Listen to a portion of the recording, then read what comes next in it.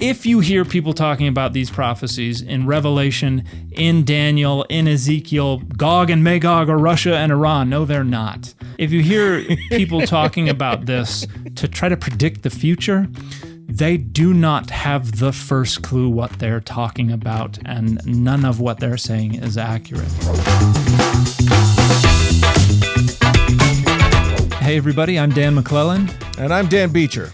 And you're listening to the Data Over Dogma podcast, where we seek to increase public access to the academic study of the Bible and religion and combat the spread of misinformation about the same. How are things, Dan?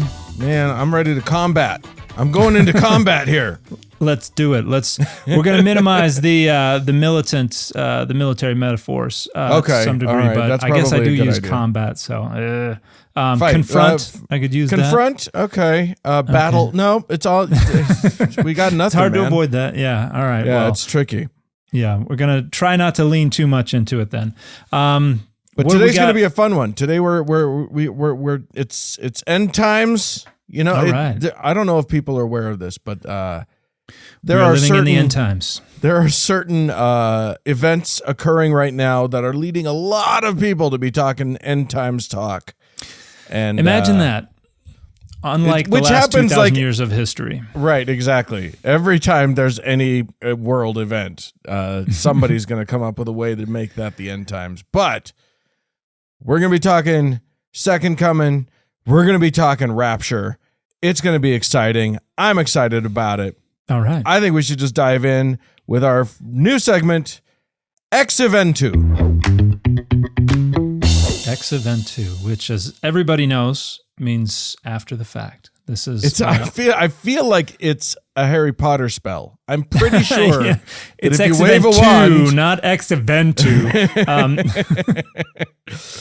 But yes, what we're talking about right now to launch into this is some prophecies, because I wanted to get into with you, Dan, the idea of the second coming of Jesus.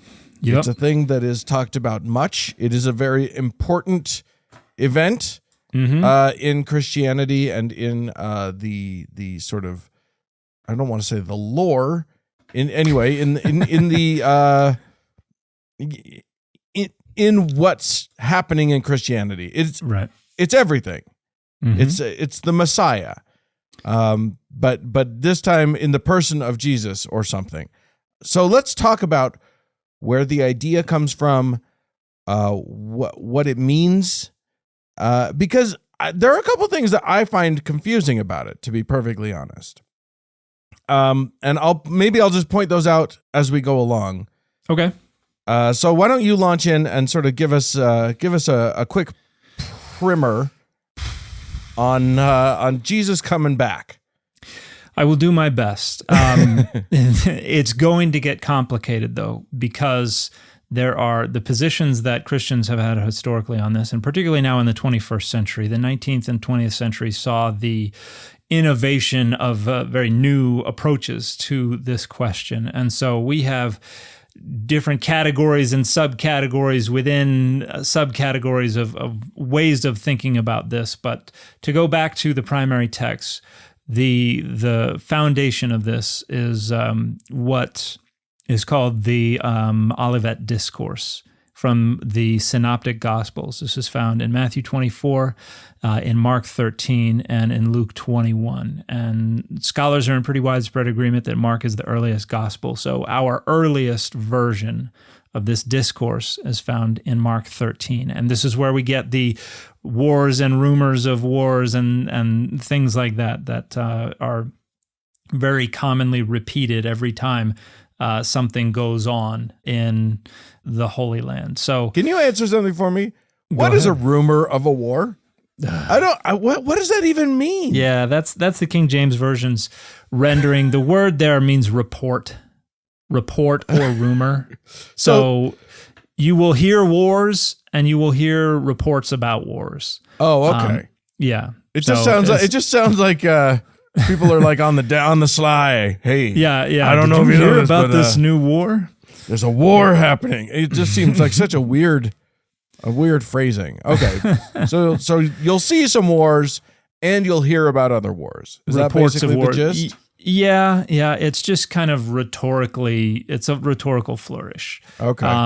And the idea, and let's see, Mark 13, it starts in verse 5. This is from the NRSV. Then Jesus began to say to them, beware that no one leads you astray. Many will come in my name and say, I am he, and they will lead many astray. When you hear of wars and rumors of wars, do not be alarmed. This must take place, but the end is still to come.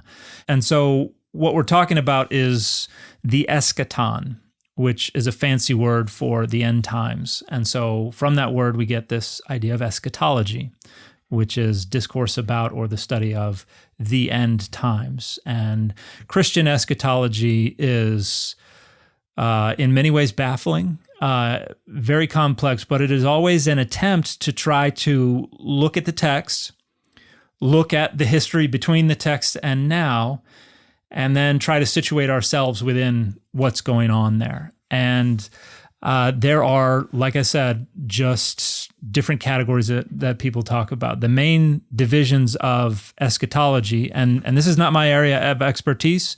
This is something that I know on a pretty basic academic level.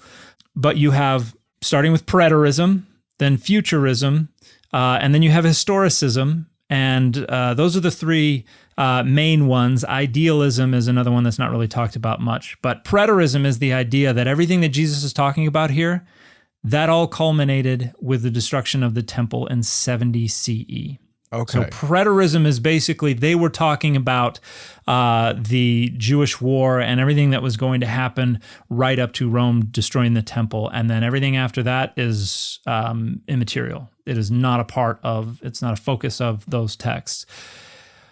And then we've got historicism, which is the idea that everything between the writing of the text and now reflects these events. So things in the medieval period, and things in late antiquity, and things in the 19th century, and we're basically scattering these things out across history and saying, well, we could interpret this as an example of that. And this is where we get into idealism, which is this idea that this is all symbolic.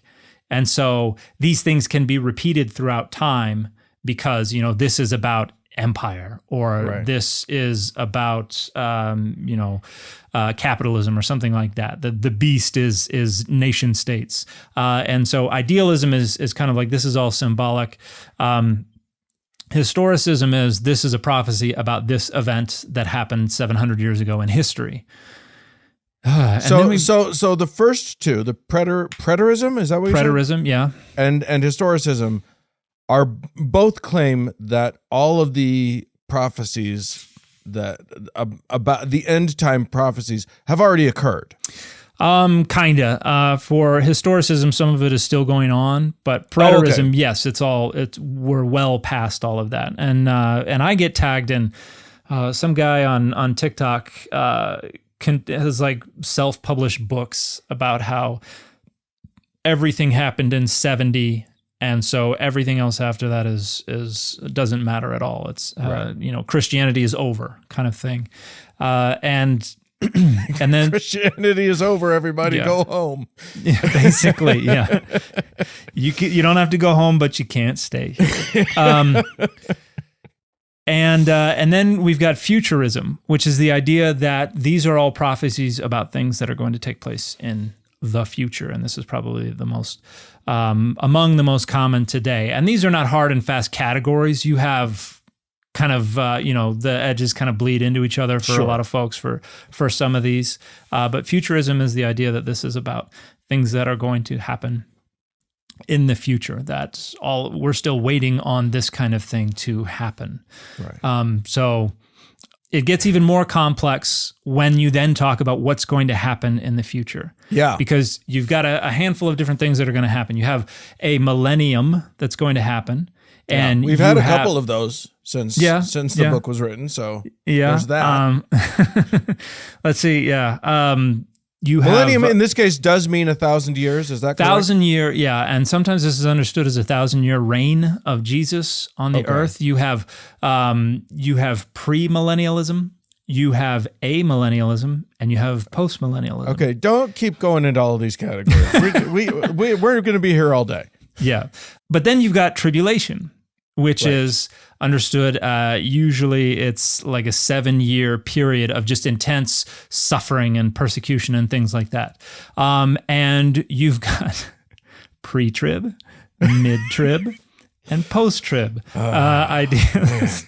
And basically, this is how people are interpreting these texts. Right. Jesus' second coming is going to usher in the tribulation, or Jesus, and this is the rapture specifically. The rapture is going to happen when Jesus comes, and we'll get into that a little later. Yeah. Then you have this idea that the tribulation has kind of phases. It's ebbing and flowing, and right before it gets really, really bad, that's when the rapture is going to happen. And then you have the post-trib idea that the rapture happens at the end of the tribulation. And there are different ideas about what precisely the tribulation is going to mean, the relationship of the tribulation to the millennium, whether there's another second coming. And so, go ahead. I'm trying to understand why there are these different ideas about what could happen, because I know that it seems like, when I've been researching this for this episode, I look in 1 Thessalonians 4, and it seems like there's kind of an order of operations. It seems like things happen in an order. But you're saying that there are multiple orders being proposed. So is that because the different authors have different orders that they've put things in? Yeah. So a while ago, I did a video where I talked about how some people talk about reading the Bible is like putting together a jigsaw puzzle, and you have to look at the picture on the box. Right. And this is kind of the 30,000-foot view. You have to look at the Bible as a whole in order to be able to interpret the different constituent elements. And I said, I think it is better thought of as a pile of Lego blocks. And I got ridiculed for saying Legos because, just in case you were not aware, I was made abundantly aware. Lego does not have a plural. Yes, it does. Shut up. I'm sorry to all of you who are very, very into the semantics of a toy. Just shut up. We can refer to it as Legos. Everyone does. But anyway, go on. So I suggested that it's better to think of this as a bucket of Lego bricks or blocks or what have you, where there is no design. You're putting it together to create whatever you want to create.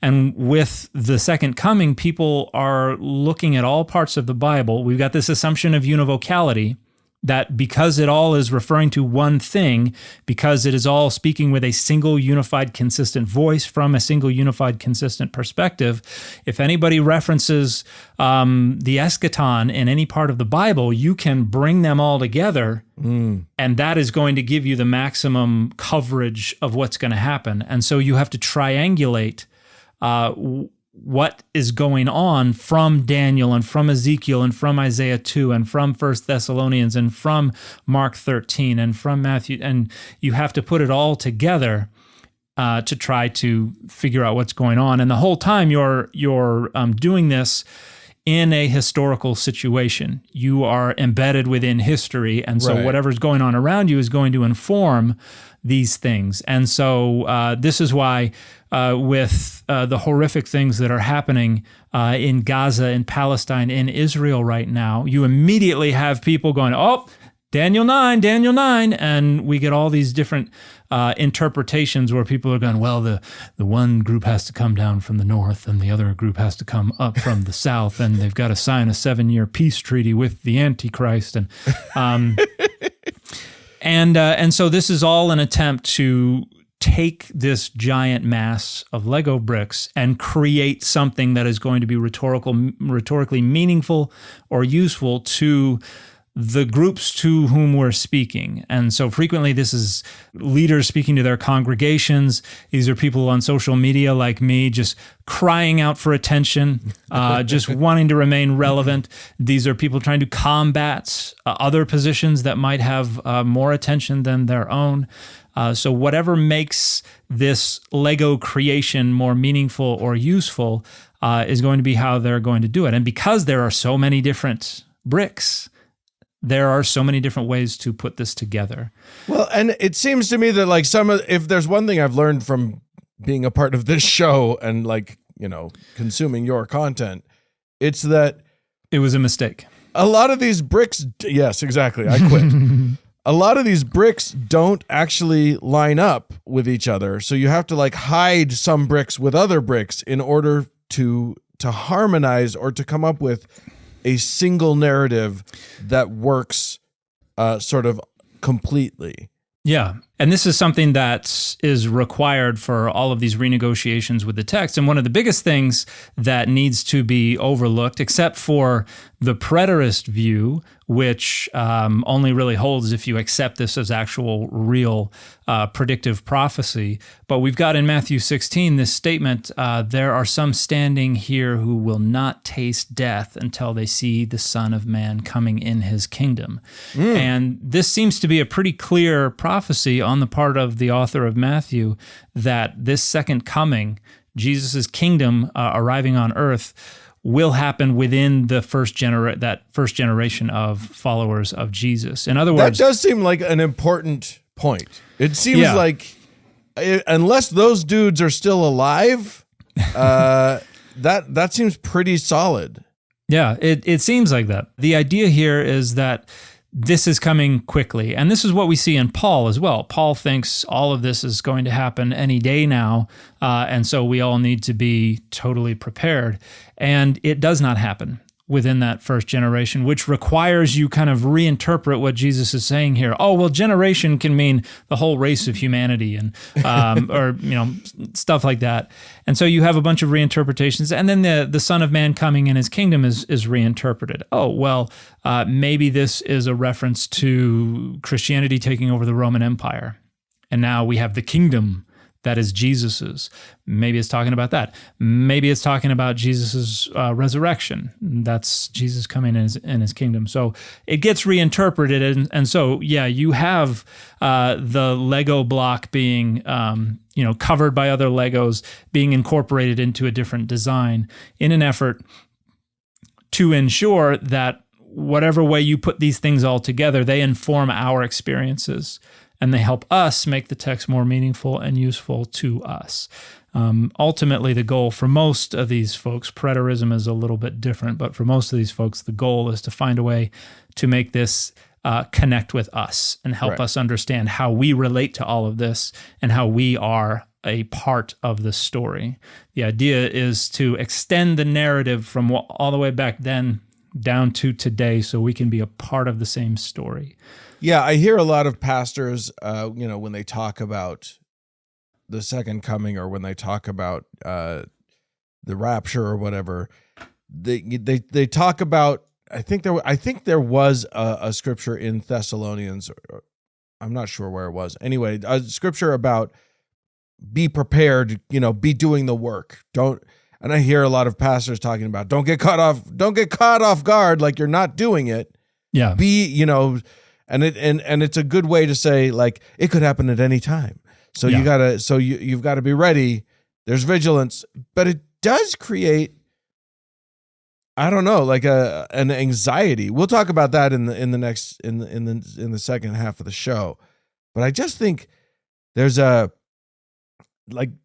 it's a double-edged sword where yes, it's a good way to say, hey, let's all be prepared. Let's all be ready to go. Mm-hmm. When this thing happens, and let's keep our vigilance up, but also the other side of it is a massive amount of angst about is it coming? Is it coming? Yeah. And that's where we get this vigilance where we're watching every world event. Is that a rumor of a war? Is that the war? Is this the one? Yeah. Sort of thing. And and we're kind of on the back nine of the whole COVID thing, but that was a huge part of this as well. All the pestilences, and we saw all the folks talking about trying to read COVID into the scriptures. But you've got Jesus talking about this coming like a thief in the night, and you have the virgins, the wise virgins and the foolish virgins who are not prepared for the bridegroom to show up. And I think this is particularly harmful when we take it from, hey, be good Christians, to we need to change things so that we're prepared for this, and we need to ignore other problems because this is coming so soon. And I definitely have seen that. People talking about who cares about the environment or who cares about this, that, and the other thing. Yeah. Jesus is coming. Yeah, and we see this, and particularly, again, going back to the horrific things happening in Gaza, in Palestine, and Israel right now, you see folks saying, well, the only resolution of this is Jesus' second coming, and so all these people need to get with the program and become Christians, which is phenomenally ignorant and phenomenally harmful, and turns this and tokenizes the lives of these people that are being lost, that are being destroyed, that are being forever changed, and turns them into just pawns in this game, this eschatological game, where we get to sit back and have a front row seat to the end of the world, and we're grabbing our popcorn and talking about this like this is something to be excited about, when the reality is, this is not the eschaton. This is just horrific, horrific suffering. Well, and this is not something we haven't seen over and over and over again. And if you're using the same images, the same things happening to mean this is the eschaton, this is the end times, even though it happened 100 years ago, it happened 50 years ago, it happened 300 years ago, it happened blah, blah, blah. You can point to the same thing happening all the time. How is there any reason to believe that this is any different? Yeah. And so, it's kind of disgusting to see people using it in that way.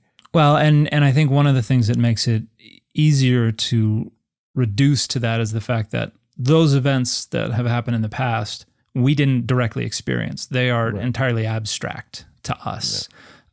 And so it becomes easy to think about the things that we're actually experiencing right now as a lot more real, as a lot more, there's a lot more of just Spanish words are coming to my head. Can't remember the English words for things. There's just in fairness to you, you did just come back from England. So how would you know any English words? Well, I was more recently though in Germany and Amsterdam. So well, okay. Well, then the Spanish all makes sense. Yeah. So and funny enough, I heard an awful lot of Spanish. Okay. So there it makes it, because these are things that we are actually experiencing, it makes it a lot more easy to say this is real. Everything else is conceptual, is abstract, and then you have people making excuses. Well, there are multiple fulfillments of this kind of stuff, and so, for instance, Isaiah 2, verse 2, where it talks about in that day, the mountains of the mountain, the Lord's house will be established in the top of the mountains, and all nations will flow into it, and all this kind of stuff. Within the Latter-day Saint tradition, that has had multiple fulfillments. We had, prior to the church arriving in the Salt Lake Valley, that was understood to refer to the establishment of the New Jerusalem. Once we did arrive in the Salt Lake Valley, that was understood as the building of the Salt Lake Temple. And then we had the Olympics in, 2002? And Gordon B. Hinckley if said, the Winter Olympics is the fulfillment of biblical prophecy, that's something weird is happening. Yeah, well, and Mitt Romney's got a prominent position in the fulfillment of that prophecy, but that was interpreted as one of the fulfillments of this prophecy. And so you have these texts get pulled into multiple different uses, and you have multiple fulfillments of prophecy. And that brings up one of the other main texts that is used for this, which is Daniel 9, the prophecy of 70 weeks. Have you heard about this one? Yeah, I want to get into it. So we have this prophecy in Daniel 9, and the first thing to note about Daniel is that this is not something written by a historical Daniel during the Babylonian exile. How dare you? This is Ex Eventus, the name of the segment. So, okay, fine. The book of Daniel is brought together from some traditions they're collated and finalized in the middle of the second century BCE. In fact, we can probably date it to within maybe 2 or 3 years of when it was. It was probably written around 167-ish BCE. And the reason we know this is because the story is, the earlier in time it gets, the closer it gets to its ostensible composition in the beginning of the Babylonian exile, the less historically accurate it is. Right. The closer it gets to 167 BCE, the more historically accurate and the more detailed it gets. And then once we get past 167 BCE, it all falls apart. None of it is accurate. And so this is an ex eventu prophecy. It is being written in, most of it is being written in or being gathered and collated. Some of the traditions probably date to earlier, around that time period. But we have this idea of, so this is the NRSV, Daniel 9:25. Know therefore and understand, from the time that the word went out to restore and rebuild Jerusalem until the time of an anointed prince, there shall be 7 weeks. And for 62 weeks it shall be built again with street and moat, but in a troubled time.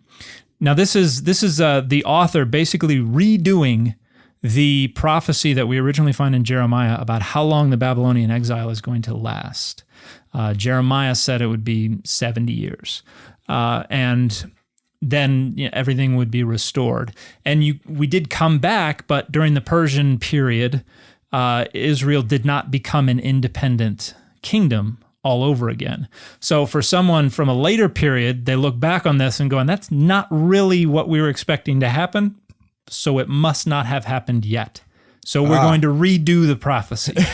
And now it's not just 70 years, but 70 weeks of years, which would be 70 times 7. Okay. 70 weeks of years. Yes. I'm pretty sure that's not a thing, but okay.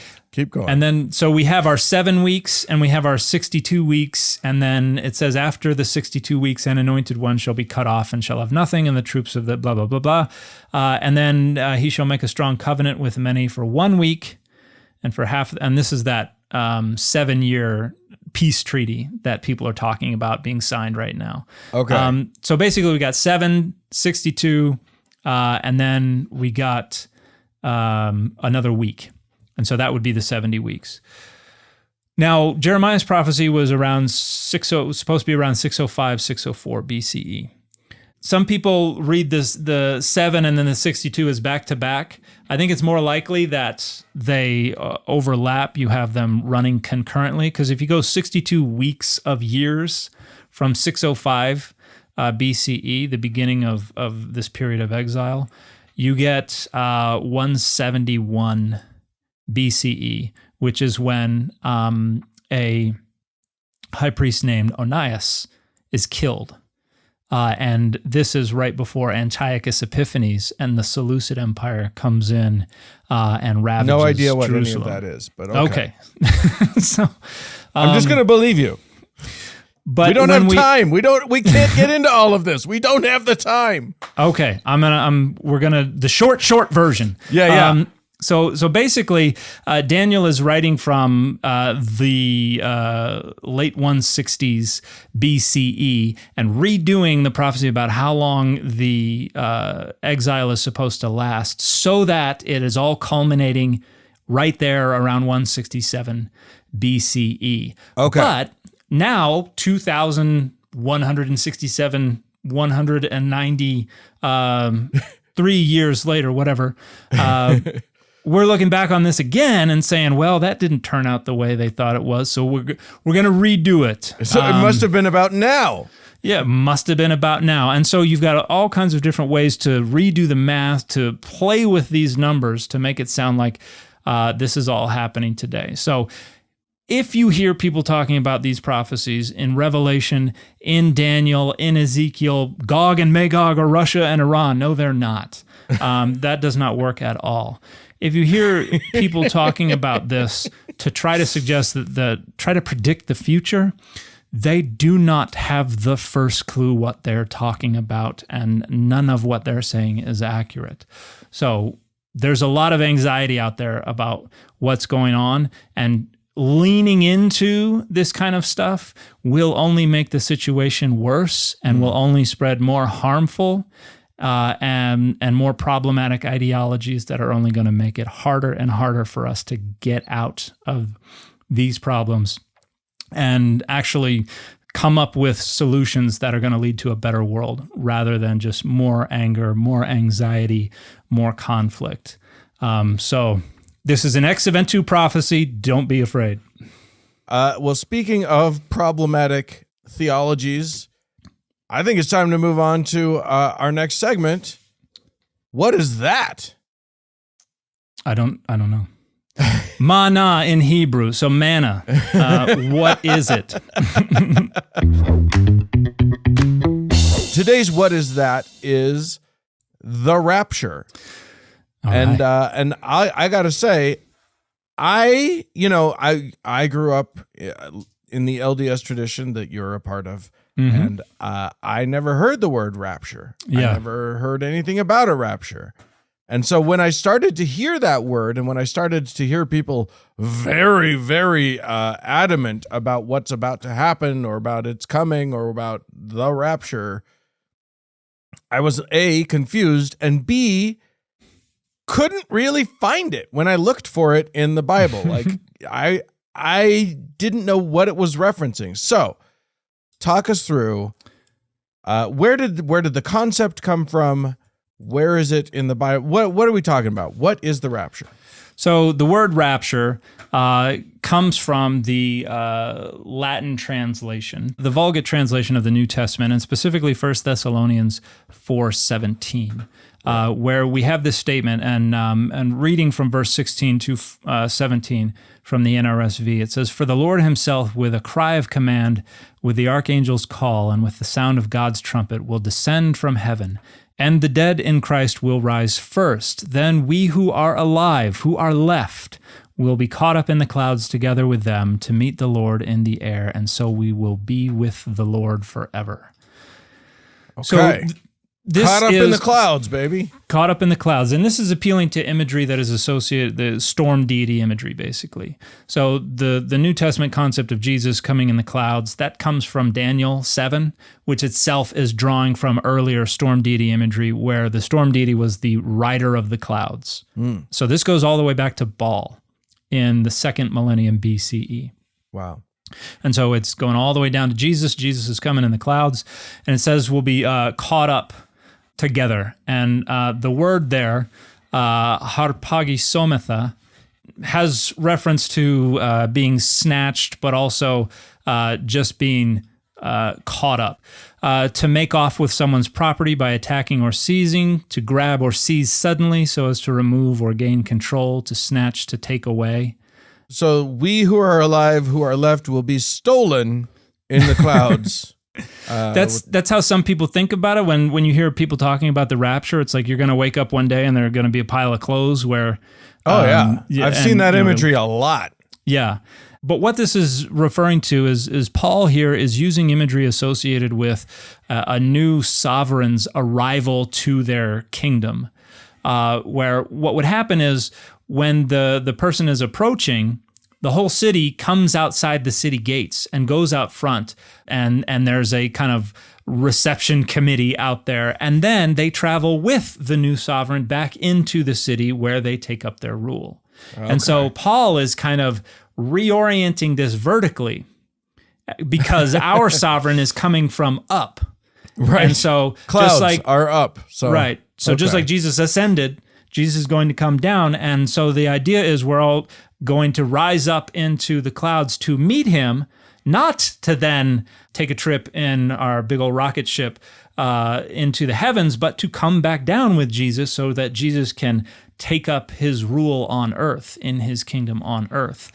Now, this is, but people reading this 2,000 years later who are not familiar with these literary conventions, with this imagery, are not going to understand what's going on here. And so you got this guy named Darby, John Nelson Darby, in the early 19th century with, I believe, the Plymouth Brethren, if I'm not mistaken, who, again, triangulating with a bunch of the other Legos that we find in the Bible, decided to try to work this into a theory about what was going to happen, and came up with this idea of the rapture, that this is about the people, the people who are followers of Jesus, who are alive when he comes, are going to be snatched away to go up to heaven with Jesus.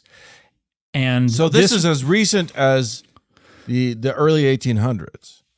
Yeah, I don't remember the exact year, but it would have been, I think, the 1830s is when Darby initially came up with it. Okay. Translations of the Bible that John Nelson Darby analyzed in 1833.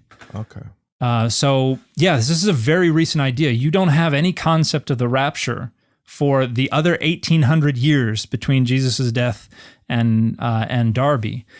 And this wouldn't really gain a bunch of traction until it was picked up in a study Bible, the Scofield, I think it was called the Scofield Reference Bible, which was popular in the United States. And these days, most Christians around the world don't accept the rapture. It's almost entirely, it's concentrated within the United States. It's U.S. Protestants primarily who maintain this concept of a rapture. And speaking about the end of the 20th century, the beginning of the 21st century, a series of books called Left Behind were very influential in kind of embedding this rapture anxiety in a whole generation of evangelicals who carry that with them to this day. Yeah, and there's two sides to this coin, because there's rapture delight as well. There is rapture anxiety, and we should talk about that, because I have spoken to many people who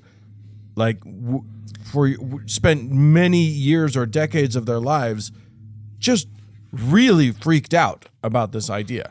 But other people delight in it. Oh, I can't wait. I get to be caught up with Jesus, and all of the sinners and all of the bad people and all the people that I fought against my whole life and all the people that I dislike and all the Democrats or whatever are going to have to stay and be in the tribulation, and it's going to be awful for them and blah, blah, blah.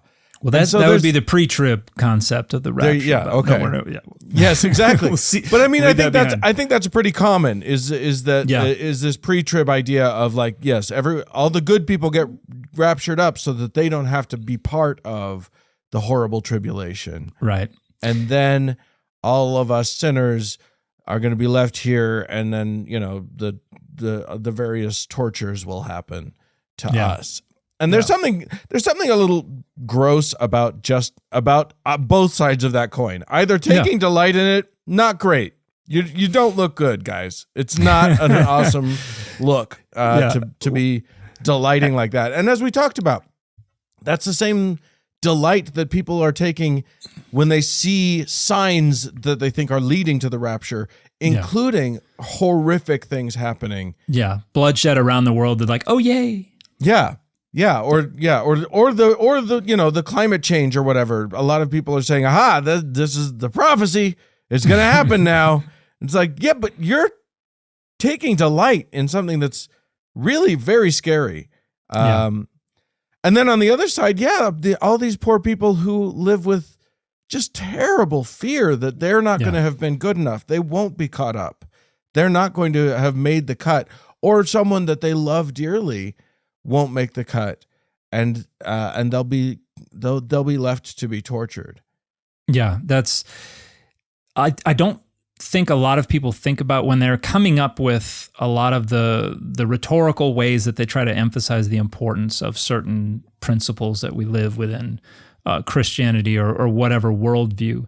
There are a lot of ways we try to rhetorically emphasize how important things are, and what we tend to not think about is the unintended consequences of using that rhetoric. And within the Latter-day Saint tradition, you have the idea of chastity is something that is emphasized and punctuated and rhetorically and hyperbolically kind of centered.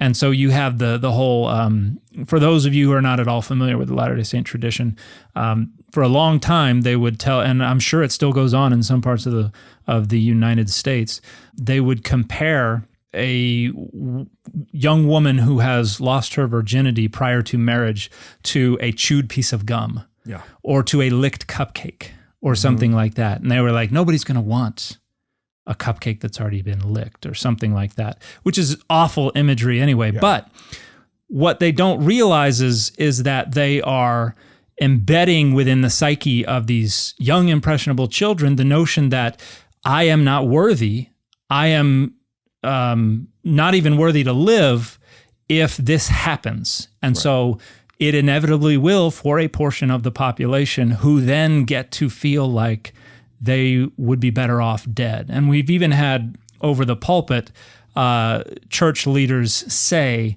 that, one told a story during General Conference about a young man who was going off to war and told his mom, I know that you would rather I come home in a box than unclean, meaning unchaste. Right. The idea being, I am not worthy to live. And you have people who take their own lives because they are riddled with that kind of stuff. And so rapture anxiety is another example of not thinking about the negative consequences of trying to emphasize how important these beliefs are to children. And so I wish people would think for a second about those negative consequences so people don't have to do that.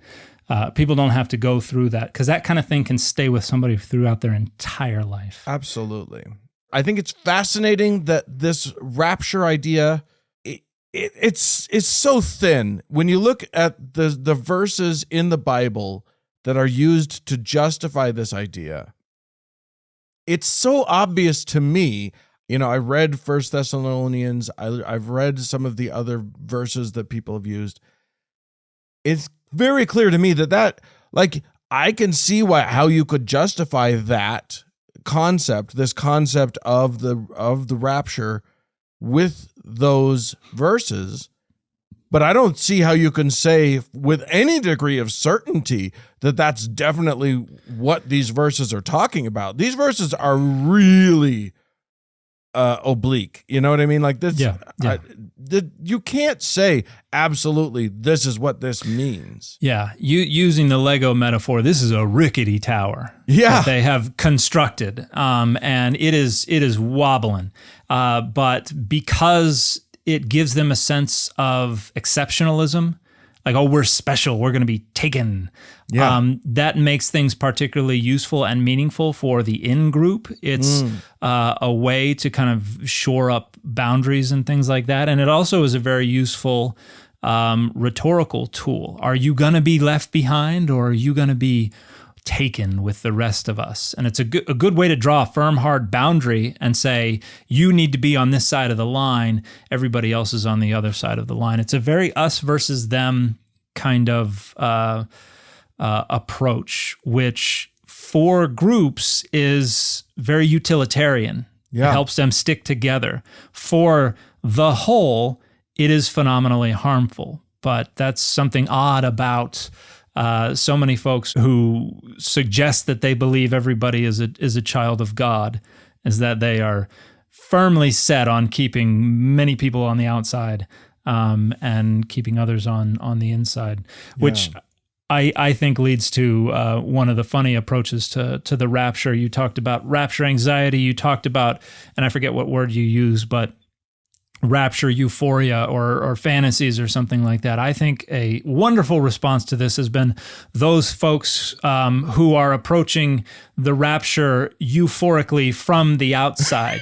I can't wait for all the self-righteous Christians to vanish and leave us alone. Jesus, please come take your people. They've been really mean to us, and if you could just snatch them up, that'd be great. There's a Brigham Young quote, and I don't know the words exactly, but something to the tune of, if Mormons go to hell, then we'll turn out the devil and make a heaven of it. And I think there are a lot of non-evangelicals or atheists who are like, if the rapture takes all the Christians away, then earth will become heaven. Because the rapture stuff tends to be a pretty myopic, close-minded, kind of insular approach to living in a world that is not ending anytime soon, at least because of anything supernatural going on. Our myopia and our misanthropy might lead to us destroying it before too long. But yeah, I think the folks who pound the rapture drum the loudest are the ones that most people would just like to see disappear. Yeah, in a good way. Go up to heaven, do your thing. But go, yeah. Leave us Knock alone. yourself out. Have a great time in the clouds. You'll like it. They're fluffy. Yeah. As Delta says, keep climbing. I've been on Delta planes a lot in the last couple of weeks. Yes, you have. Yeah, yes, I've had to stare at that model for a while now. Oh wow! I'm just impressed that you haven't, or confused that you haven't figured out how to tune it out completely yet. Because I've been on a lot too, and I have no idea what they say in that thing. I know I'm supposed to pay attention. But. All right. Well, what's our final thought here? Yeah. I think the final thought is that this rhetoric does a lot of damage, not only to the psyches of new generations, people who are growing up in a time when their brains are formulating a concept of their identity and their position in the world around them. We don't want to embed that field with this idea that you could wake up and all your loved ones could be gone, and you could be left behind because you rubbed one out the other day to a Katy Perry video that you saw, or something like that. Like that kind of anxiety is so corrosive, and it also interferes with our ability to govern. In a world where we have so many issues that we have to address, to have so many people with their hands on levers of power who can say things as brainless as, well, Genesis 8:22 says that the climate change is a hoax, and so we're going to stand in the way of making a better world.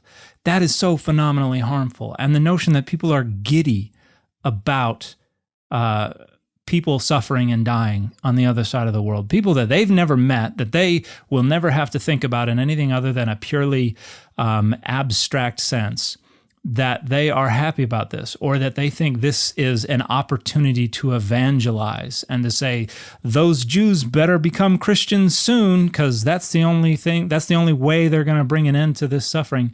That is so unimaginably harmful.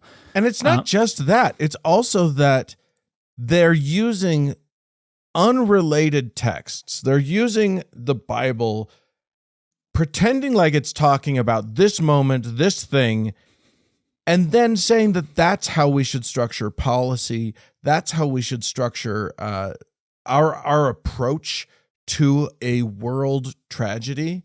Yeah, which leads to not caring about what the best possible outcome is for everyone involved, but rather only looking to what's the best possible outcome to make Jesus come again.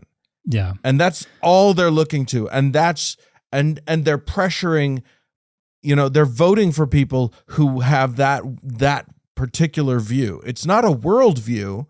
It's a theological view. And they're basing their ideas of world policy and sort of international relations on something that doesn't even apply. Yeah, and this is something that we've talked about a number of times. Not enough times. We're going to talk about it again. But the texts have no inherent meaning. We create meaning with the texts. And so a lot of folks will respond, well, no, that's what the Bible says. It's the Word of God. That's what the Scriptures say. No, it's not. It is what you have decided will make the text most meaningful and useful to you. Unfortunately, that translates into something that is harmful to the people around you because you're trying to make it most beneficial to you. And so something that it's a drum I've been beating my entire time on social media and will continue to beat. Nobody has any other option but to negotiate with the text. Anybody who sees the Bible as authoritative in any way, shape, or form has no option but to negotiate with the text. And in those negotiations, we should consider what our priorities are. Are they to structure power and values in our favor? Are they to serve our identity politics? Or are they to achieve some kind of progress for everybody? the people that we interact with on a day-to-day basis and the people on the other side of the planet that we will never know personally? Are we trying to help others? Are we trying to progress humanity? Or are we just trying to shore up our access to power and resources and ensure the people we don't want to have access to power and resources don't have it?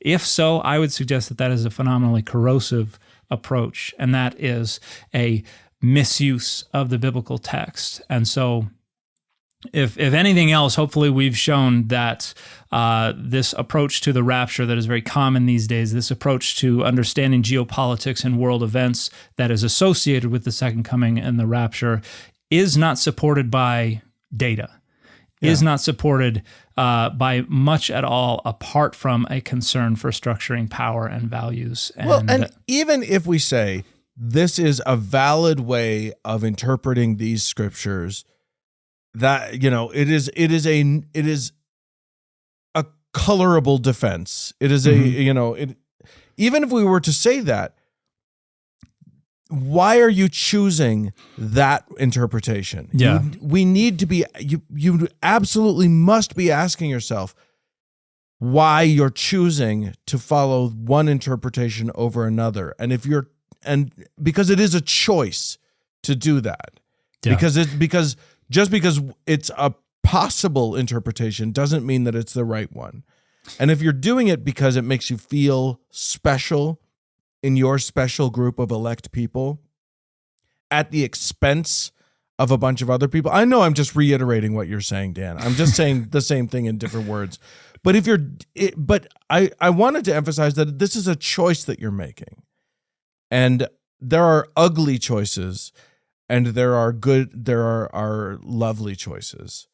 And you need to ask yourself, am I making the ugly choice? Am I choosing an interpretation of Scripture that makes me feel good at the expense of others, or should I choose a different path? And I don't think people think of it as a choice. I think a lot of pastors present it as facts or whatever. A lot of spiritual leaders present it as this. There is no choice in how we believe in what we're believing. This is the only way to think. Yeah. And it's just not true. If anybody standing over a pulpit is telling you, you have to think about it this way or else you're not one of us, they're selling you something. Yeah. And we've talked before about how nobody is immune from the influences of our intuitive identity politics and stuff like that. Not me, not you, not anybody else. I get accused all the time of being like, yeah, well, you are too. It's like, I know, I've acknowledged that. The difference is I then turn around and I interrogate what I'm doing. And I try to get to the bottom of my own intuitions and what's motivating me to try and find out, is there something there that shouldn't be there? And so for those of you who are caught up in this stuff, think hard about why you're doing it. And I think you will run up against this line where you realize, I don't want to cross this line because it's going to reveal ugly things about myself. That's the line you have to cross, because that's how you get over those things. That's how you heal from it. That's how you become better, and you make those ugly things not ugly things. Everybody has to go through that many times in their lives, and the people who demur, the people who say, I don't want to see those ugly things about myself, those are the folks who never remove those ugly things from themselves. So please, think critically, be self-critical about where these things are coming from, and let's make a better world for everybody. Can't think of a better way to end this episode. Thanks so much, Dan. I think that was amazing. Thank you. If you, friends, would like to be a part of making this show a thing, please feel free to be a patron. You can join us at patreon.com/dataoverdogma, where you can get an ad-free version of every show. Depending on what tier you select. And by the way, patrons, you have to go and select a tier now. There's a whole thing. Things have gone weird over a Patreon. We'll solve it, but yeah, you can have extra content that we produce every week. So please feel free to go over there and become a patron. We really appreciate our patrons. If you would like to write into us, it's contact@dataoverdogmapod.com. Thanks so much. We'll talk to you again next week. Bye, everybody.